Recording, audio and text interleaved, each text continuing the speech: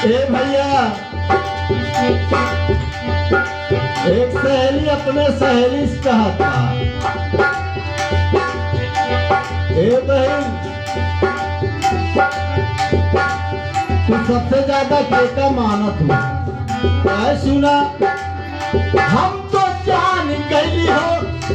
कहा सुना?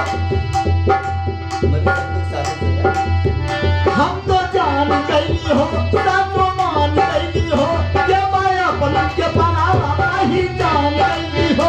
हम तो जान गई हो, सब तो मान गई हो, ये मैं अपन के बनावा ही जान गई हो।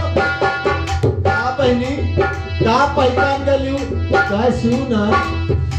ए बहुजन की डिंगिया गया के सारे बाबादी हमारे, हाय हाय बाबादी हमारे, हाय हाय बाबादी हमारे।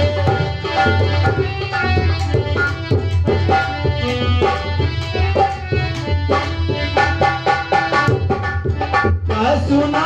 हम तो जान गई हो, सब तो मान गई हो, मैं अपने के बनावा ही जान गई हो।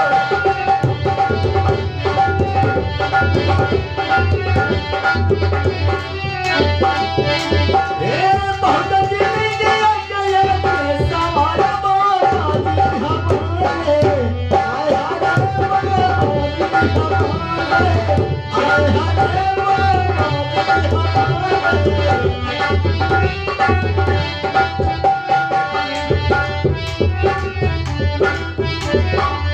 सबही के हित में बनल संविधान।